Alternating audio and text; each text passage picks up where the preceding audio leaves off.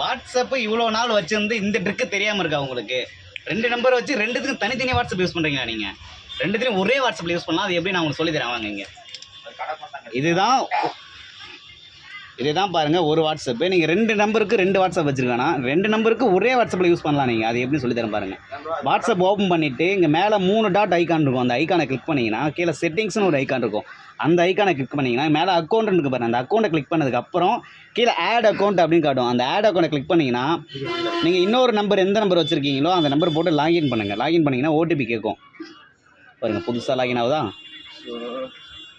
இந்த நம்பர் போட்டிங்கன்னா லாகின் ஆகும்.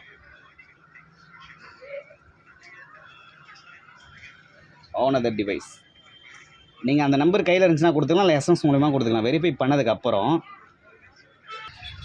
ஓடிபி போட்டு என்ட்ரு பண்ணதுக்கப்புறம் உங்களுக்கு பார்த்தீங்கன்னா வாட்ஸ்அப் வெரிஃபை ஆகி உங்களுக்கு வந்து லாகின் ஆயிரும். நீங்கள் எப்பயும் போல் செட் எல்லாத்தையும் கொடுத்துட்டு நெக்ஸ்ட் கொடுத்துட்டு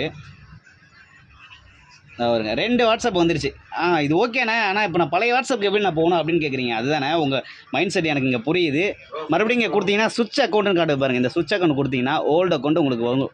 அந்த ஓல்டு வாட்ஸ்அப்பை வந்து நீங்கள் இதில் யூஸ் பண்ணிக்கலாம். இது வந்து நீங்கள் 2 வாட்ஸ்அப் யூஸ் பண்ணுறது பதிலாக ஒரே வாட்ஸ்அப்பில் 2 நம்பரை யூஸ் பண்ணலாம். இது வந்து தெரியாதவங்க நிறைய பேர் இருப்பாங்க, தெரிஞ்சுக்குங்க. 2 வாட்ஸ்அப் வச்சு ஸ்டோரேஜ் அதிகமாக நீங்கள் கவலைப்பட வேணாம். ஒரே வாட்ஸ்அப்பில் 2 நம்பர் யூஸ் பண்ணலாம். மறக்காதவங்க ஃபாலோ பண்ணிக்கங்க.